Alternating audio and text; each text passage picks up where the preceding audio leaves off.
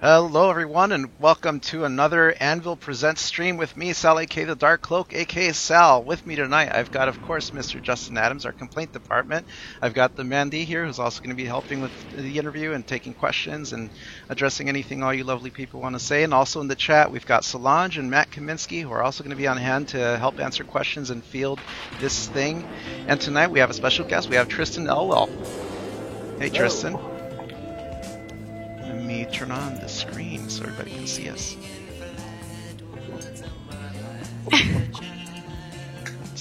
Let's do this. There we go. So tonight we are talking about teaching new dogs old tricks, and we're going to be covering everything from traditional media to digital media, talking about lancing, teaching, and whatever else comes down the line. You guys know how we do this. We do this very round table, very relaxed, like we're just hanging out at the pub and having some drinks and talking our shit. Swear by the way, Tristan. Absolutely. Yes. Although I don't have my whiskey as usual, I'm drinking green tea, so It's close enough. It's super tame. It's Super not tame. spiked. I've got my coffee. We're good to go. I've got you don't get the slow lemonade. version of me. Yes. And remember, folks, if we get into any touchy subjects, you can send your complaint mail to me at justin@barriostudios.com. Yep, that's where all our hate mail goes. And, It all goes to Justin. He has to deal with It it. all goes to Justin. Yep. mhm. And all of that goes into the trash bin. I handle the riffraff. So let's kick it off. So Tristan, tell us. I mean, I'm sure everybody who's here should know who you are. But if they don't, tell us about yourself. Tell us about your background. I have been a working illustrator for 28 years. And in that time, I've done all kinds of stuff. The majority of my work has been book covers, but I've also done a lot of editorial stuff, advertising stuff, game stuff, The whole some gamut. children's books. I've done a lot of stuff, and I've Nice. also taught at the School of Visual Arts for 21 years. And I Oh man, so you kind of started those almost at the same time. Mhm. Like about 28 years as an illustrator and 21 years being professor. Yeah. And I teach in the illustration department and the animation department. Wow. Oh, cool. Awesome. I didn't know that part about the animation. Yeah, I teach drawing. I teach drawing in the animation department. I teach foundation drawing, and I teach gesture drawing class. Wicked. Yeah, they're working them gestures, maybe. Yep. Yeah, Awesome. I'm working on them. So let's take like a little turn towards your beginning, and kind of touch on what your starting points were as a professional, right? You want to just start there, guys? Yeah. I mean, we don't have to go back to like, were you a crayon kid or a colored pencil kid? You know? Well, so when I went to school at SVA too, and when I got out of school, I was really fortunate because I basically started getting work the spring after I got out of school. Spring? Wow. Yeah. And it was mostly, at the beginning, it was mostly fairly small editorial stuff. And then I started getting book cover work about a year out. And the book cover work when I was first working was mostly mysteries. It was mostly what they call cozy mysteries, which are, a pretty picture with, something ominous in it. So it'll be, a lovely country house with, a foot sticking out of the bushes, or a beautiful flower arrangement that makes a skull, Right. things like that. And I did a lot of those. Oh man, Yeah, like that's the that's ones the with kind the of stuff cats. that's like sold in the grocery store. Yeah, Like those- exactly. Exactly. Yeah. Because Yeah. well, it's very disposable. These are very sort of Agatha Christie light kind of Mhm. mysteries. No on-screen violence. Usually some sort of amateur detective or rural setting. Lots of them are set in university towns or quaint English villages or stuff Uh-huh. like that. Yeah, so and it's like what you take to the beach. yeah, and like any sort of genre fiction, people just consume these. Nancy Drew lots and plus. lots more published.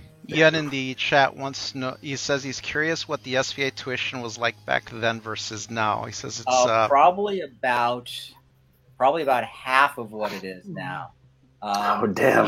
So the other advantage I had coming out of school is I was there on a full scholarship, which they also no longer give. So I was coming out of school debt free. Wow. Which is pretty much unheard of these days. But it Yeah. really, it kind of allowed me to have a little bit of a cushion right out of school. Yeah, that's awesome. If at all possible, I highly recommend it. But when people ask me about going to school, I always, like choosing between schools. My main advice is go wherever will give you the best deal. Is basically one of the most important things. Yeah, definitely. I hear so many horror stories of people who are still in debt after too long. Oh Yeah. Yes, it's absolutely insane. And and also people have to understand, when people are sort of, if you're planning on going to a 4-year art school, and you're really good, and you get into one that you really want to go to, but it's expensive, and you get into another one that maybe you don't want to go to as much, but they're giving you a better scholarship deal or better aid package. You can always go back to the other place and go, look, I really want to go here, but such and such is offering this much, and all this stuff is negotiable. Right. And I think a lot of people don't realize that. Right. Yeah, that's true. That's much lesser known. Yeah. Well, because schools want good students, because good students are the best advertisement for a program. Mm-hmm. So, I mean, unfortunately, it's the kind of the untold truth about art schools, but 90% of the students are there to subsidize the other 10%. And you want to make sure you're part of that 10%. Gotcha. Oh yeah. So along those lines, Tristan, how is it that you went from being a working illustrator to being a professor? Like, what happened there? What was the shift for you? Well, it was a gradual thing. I mean, the thing, SVA is different than a lot of schools because the entire faculty is, part-time professionals. So nobody there is just a teacher. So isn't it like required? Yeah, I mean, it really is. It's one of it's sort of one of the things they do to sort of set themselves apart and to sell themselves, as opposed to other schools. So I had been out about 5 years, and I was very friendly with the government at that time. So he had me come in and sort of, cover when they had to be out and stuff a couple times. And then when there was an opening, he said, "Do you want to teach a class?" And I said, "Sure, I'll teach a class." And at that point, like I said, I've been out of school for 5 years, so I was barely older than some of the students. So I always used to wear a suit because I had to establish my authority. Right. I don't need to do that anymore. Now you got the beard. Yes. Yeah, exactly. And then so it went from one class to 2 classes, and then back down to 1 class for a while, and then just gradually. So there wasn't any real major influencer that caused you to have that direction then? It was just kind of... except I started doing it and I liked doing it. I mean, that was the main thing. Very cool. Because there are a lot of people who are really, really good artists Mm-hmm. and not particularly good teachers. Yeah. Yeah. I suppose there are probably some people who are not particularly good artists, but are very good teachers. But I think that's pretty unusual. But there are a lot of people who just don't. They find it frustrating, or they just don't like, they don't like the interaction, or I think a lot of it is actually frustration, because I think a lot of people, want everybody to be great. Yeah. And get very, very frustrated when everybody isn't great. But that doesn't really bother me, because everybody's not going to be great. But I'm pretty sure that I can make anybody at least a little bit better. I think I would be a very grumpy professor. Yeah, you would be. Professor Grumpy. Yeah, I actually had I had a professor, illustration professor, when I was at Syracuse, and he was a better teacher than he was an artist. And professionally, he was an art director. He actually wasn't really an illustrator. So, but it was good because he just had his own slant on teaching. But it was rare that you find somebody who's good at teaching, but they're a horrible artist. Yeah, it's not common. There's a question in the chat. Oh, sorry. Go ahead. Somebody in the chat is there's a little bit of a delay, so sometimes the questions come in after we finish talking about something. The question was, how does one negotiate with a school? There's a lot of surprise about that. Oh, every school has a admissions department and a financial aid department. And when you get if you get your financial aid package from the school, and it's a school that you really want to go to, and if it's not, if the aid package they offer you is going to make it such that you can't afford to go there, then you can always contact them and appeal that. And the other thing is, like I said, if you have other, if you've been accepted to other schools, and you have, and if you've been offered a better or comparable aid package. So it's just like buying a car. If they want you, if you're good enough, right. You can do that. For most people, it's probably not going to have that much effect. Got it. But is it one of those it's worth a shot kind of thing? Exactly. Yeah. The worst they're going to say is no. This is true of any negotiation from business as well. Yeah. It's why people don't get paid as much. Certain in freelance, it's why people don't get paid as much as they can for jobs, because they just don't ask. Right. Yep. And They accept it for what it worried, is. And... everybody's worried that I'm gonna be. People are gonna be offended, and they're gonna think I'm difficult. Yeah. And you don't have to be obnoxious about it. Right. But especially if you think something is low, you should say something about it. But even if you don't, maybe not on the first job you do for somebody. Right. But if they come back to you with a second job, they've already established that you're somebody that they want to work with. Sure. So it doesn't hurt to say, if they give you a budget, you can say, is that the best you can do? It's the old standoff.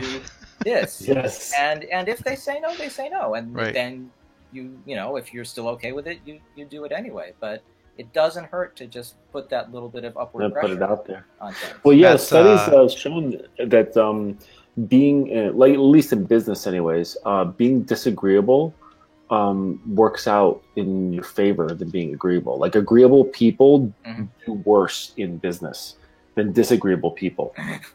And you'll find people who are naturally disagreeable, they kind of gravitate toward jobs like being a lawyer and a litigator and things like that. Like, so the more disagreeable they are, right, but they gain more success. But we'll touch on the working stuff in a bit. Matt wanted to chime in. He says, it's like buying a car that you can drive your career with. Womp womp.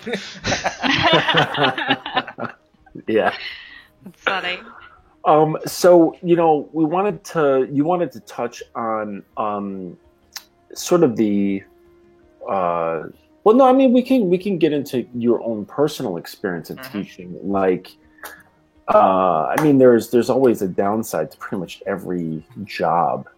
I know what they are as a freelancer, but what's the pain of dealing in university? Is it just the idiot kids you have to deal with, like, year after year?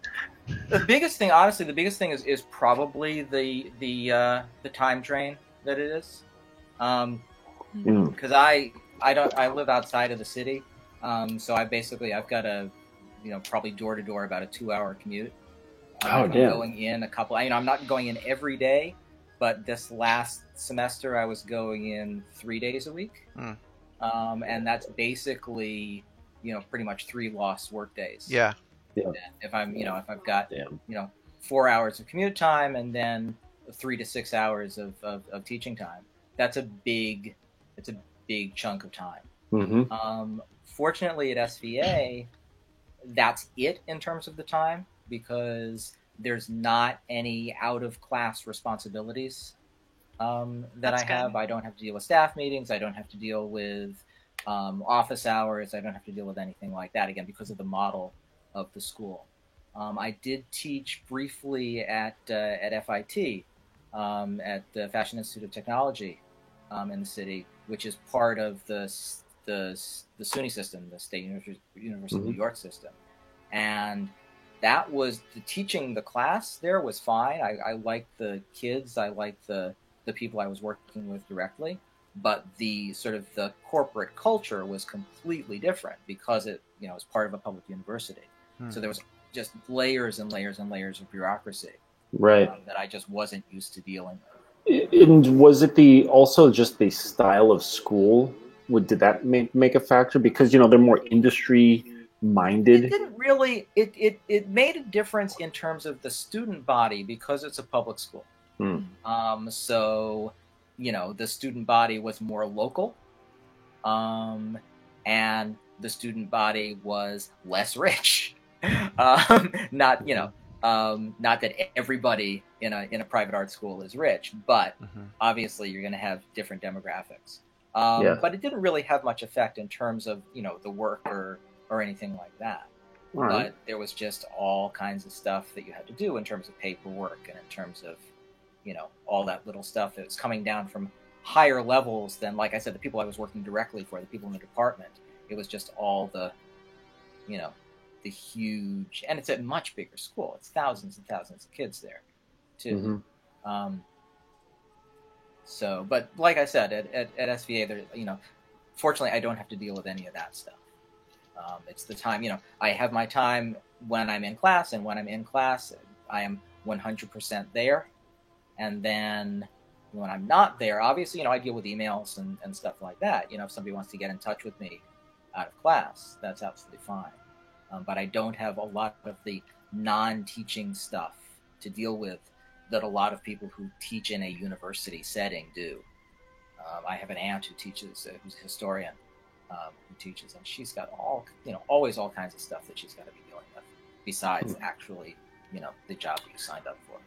Well, I mean, would you ever be able to go remote, and teach how we're conversing now? I suppose it's possible, but the other thing, one of the things that I really like about teaching is that it gets me out of the house. It's a place that I have to be for those hours, during the week. And I think we all know how isolating things can be. Yeah. When you're freelancing.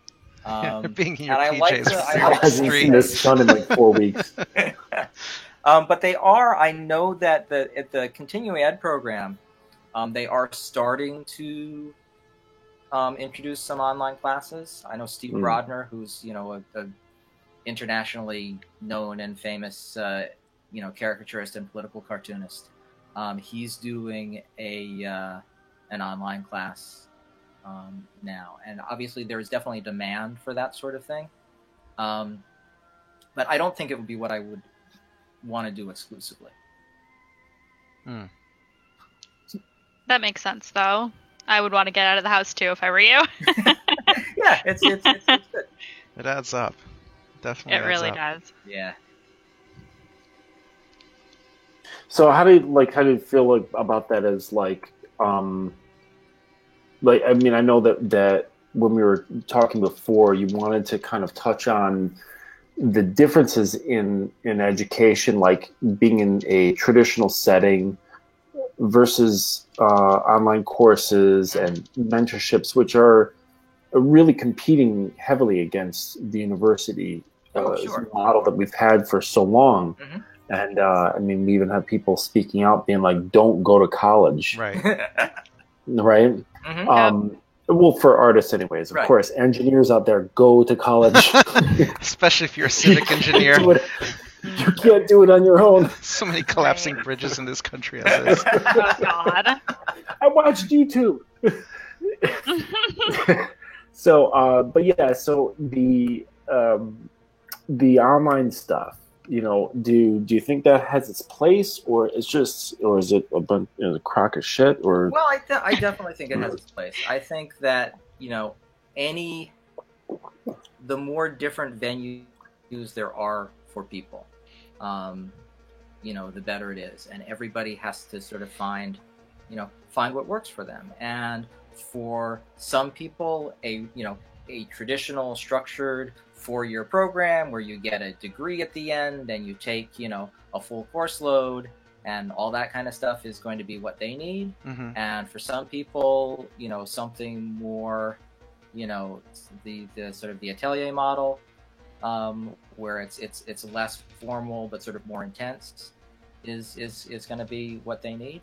And some people, they're just really basic, you know, physical limitations that, you know, may make going to school or may make, you know, sort of in-person instruction difficult or impossible. And if those people have some sort of option, I think it's fantastic. Oh, right. Like if they live in, you know, like a ravaged city or out in the boondocks somewhere, but they have internet. Well, I know city. several illustrators actually. He's in some like post-apocalyptic shit over here. Yeah. It's like after you're done raiding a bandit camp. I don't think there's like, you know, I haven't seen any like, you know, I don't think and I wish it weren't so. But, you know, I don't think that there are like, you know, some Somali kid, you know, living somewhere. It's like, oh, now I get to be an illustrator. But no, I know several illustrators, for instance, who have, you know, partial to very, very severe hearing disabilities. And, you know, something where they can do everything remotely and they can do everything through text is much better for them. I've had deaf students in my classes, and it's difficult because even if they have an interpreter, there's things that they're just going to be missing because I can't totally focus on them. So for somebody like that, an online course or a less traditional course is going to be much easier. Right, and kind of segueing into that, you know, the personal struggles and, you know, professional struggles for yourself personally, you know, when you were starting out as an artist, like what was something that you struggled with in terms of your art, and what did you do to overcome that difficulty? I don't know. I don't have any really good, you know, battle against adversity stories. I don't think, because I've been incredibly lucky and fortunate. My career path was very, very smooth fairly early. Right. What about a particular subject matter? Like, oh man, I really suck at drawing feet. Like that. Well, actually, I'll tell you. Mandy, that's one are you of the things projecting?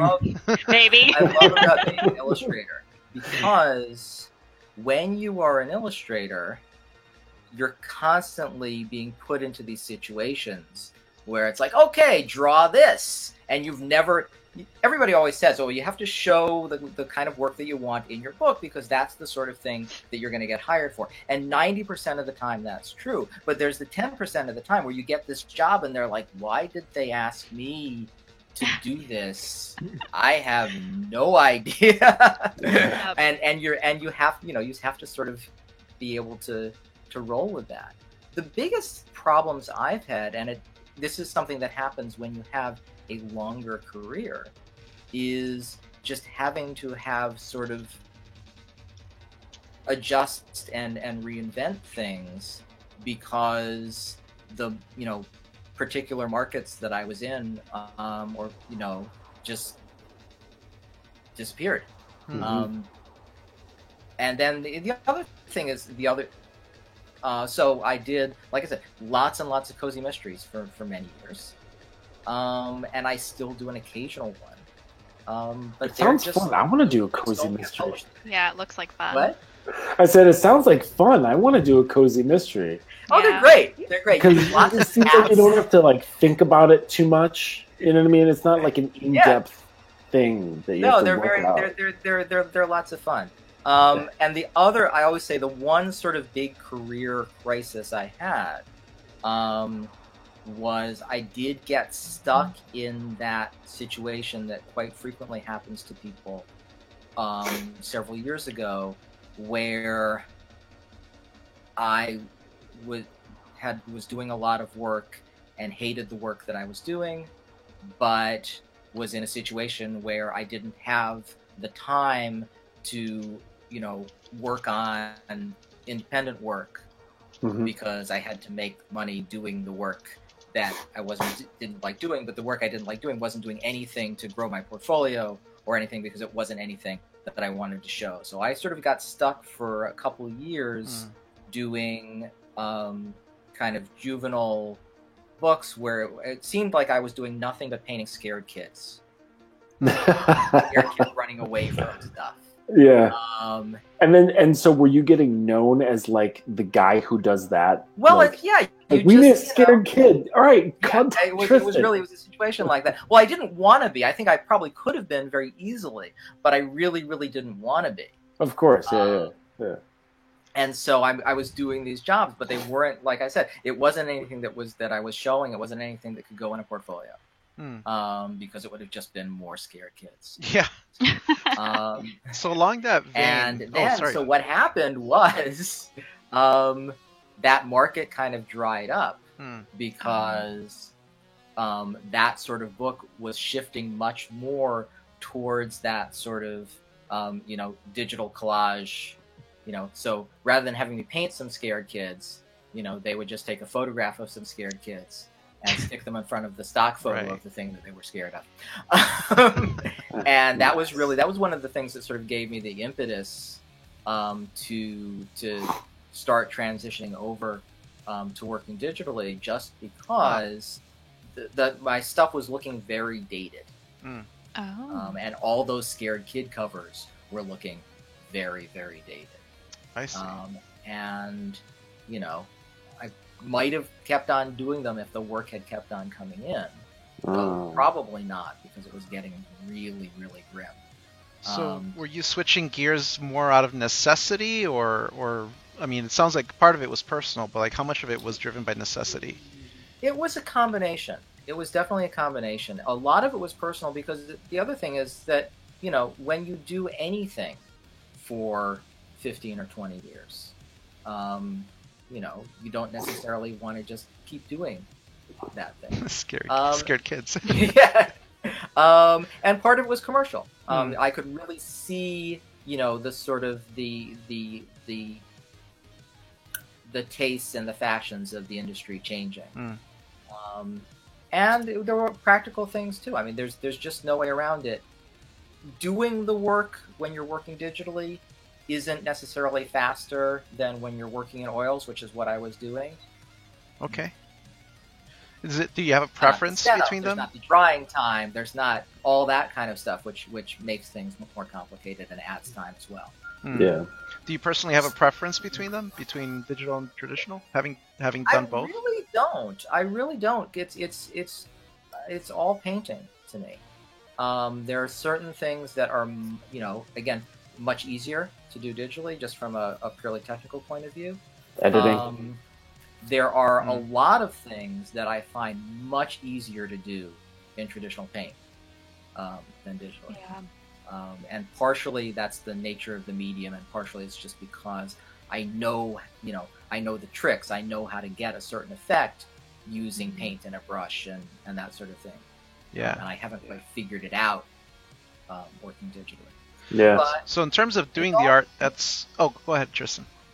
no, I just think it's all just painting. I really, Yeah, it's you all know, tools. It's not that much of it. It's as if I had decided I didn't want to use oils anymore, and I wanted to become a watercolorist.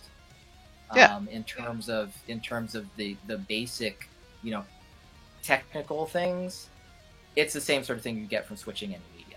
What Right. about from a day-to-day work and hustle side of things? How would you say there's a difference between how you did that in the digital realm versus the traditional realm, or do you think it's the same as well? Well, that sort of stuff. I mean, that sort of stuff that didn't change because I've been doing all that stuff. You know, I've been online since 1997. Yeah. And I've been, you know, I was using computers as part of my workflow pretty much, you know, since shortly after that. It's just I was doing, you know, using for preliminary stuff and all that sort of thing. I mean, I started using Photoshop with 5.5. Oh man. Wow. Which is Yeah, I many- started with many 6. Yeah, many generations. No, actually, not 5.5. With 5, actually, I remember when 5.5 came out, and it was kind of a big deal. Yeah. And you know, I've been, you know, fairly active online. Mhm. You know, going back sort of several internet generations. All those websites. We've seen so many yeah, websites with come and many go. many of which no longer exist, and many of Yeah. which, you know, people would never have even heard of. Yeah. Um, Yeah. Oh. What about in terms of the nature of like promoting yourself and all of that? Has that changed in terms of the artwork that's itself? definitely Never changed. mind the social media and everything else. That is the biggest change from when I got out of school and first started working as an illustrator. I don't think people can even imagine how different the hustle and getting your work out there was before the internet. It was night and day. So you had to have physical portfolios. You had to have books. First of all, you needed to be near some sort of large metropolitan area when you were first starting out. Right, where there were publishers. Yes, so or you wanted to advertising or whatever. If you weren't near New York or Chicago or LA or, you know, even smaller markets like, say, Minneapolis or something like that, if you weren't near a city, you know, it was much harder because you just had to do everything by mail. So that Wasteland guy was totally screwed back then. Oh yeah, absolutely, absolutely. So you needed a portfolio. You needed a physical portfolio, but you needed 2 at least, because you're going to be dropping your book off. So if you had one portfolio with one place and they were holding on to it for a couple days, you needed another one, and each one of those is several $100s. Right. Because you needed prints or transparencies. So you'd have your book, and then you needed some sort of promotional material to leave behind, like at least a postcard. So that was a couple $100 getting stuff like that printed up, and then you never knew, because I would talk to people in the generation before mine, and they were coming from a time where you could call up and get an appointment with an art director and show them your work. But by the time I was starting, those days had long passed. And wow. So every publisher, every magazine would have some sort of portfolio drop-off policy. And so you drop your portfolio off, and there'd be a big stack of sad portfolios next to a reception desk somewhere. And then you'd come back, later that day or the next day or in 2 days or whatever the policy was, and you'd pick your portfolio up, and you'd always count your leave behinds before you dropped it off to see if any had been taken. So if they'd actually, if you had 12 in your book and there was only 10 when you picked it up, you'd be really, really excited. And sometimes, if you were lucky, there'd be some sort of note. And sometimes it'd just be a form letter with like check boxes. But sometimes it'd actually be a personal note, and that was amazing. And sometimes somebody might actually come out and give you your book and talk to you, and that was the absolute jackpot. Wow. But yeah, it was totally different. And then everything else was mail promotions. So you'd be trying to develop some sort of mailing list, and people would trade names, and there were companies that specialized in actually compiling and selling mailing lists. They're all long gone. Wow. Yeah. And it was very, very, and there were the directories, the illustration directories, which are something else that was an incredible important part of the industry. Oh yeah, what was that book called? The Guilds. Well, no, there was, even before that there was Showcase. There was American Showcase. An American Showcase, by the time when it was at its height, was 2 phone book size thick books. 9 by 12 books, these huge books probably weighed 15 pounds altogether. Wow. And they were advertising directories that illustrators and artist reps would buy pages in. And then they would get sent free to every art director in the universe. But again, that was a huge expense. So that would, the cheaper ones would be like $1,500 for a page. And the bigger ones would be, twice or half again that much. Well, then there was also the I think the Illustration Annual. Is that still going on? The Society of Illustrators Annual. I just always known as the Illustration Annual. Yeah. So there were those paid books, and there were a bunch of them. There was Showcase. There was Black Book. There was the Work. I think the Workbook is still around. There are a bunch of those, which were basically advertising venues, and then there were the various competition annuals. So there's Society of Illustrators and Communication Arts and American Illustration, and Spectrum, which is probably the one most people here are familiar with. But Spectrum actually was arose because that sort of work wasn't getting attention in the more mainstream books, and those were not as expensive. There'd be some sort of entry fee to submit stuff. But then, if you got in, the quality in those books was much higher than in the paid annuals, because the paid annuals, all you had to do to get into them was give them your, $2,000. But the juried books had a much higher quality, but there was no guarantee that you were going to get into one of those from submitting. But those, I got a piece into the Communication Arts Illustration Annual. When I'd been out of school for maybe 3 or 4 years. And that one definitely, that was a real boost to my career. And I got in the Society of Illustrators show pretty consistently for about 20 years. How long did it take you to actually get to that point, though? Did you submit on all the previous ones between that time, or?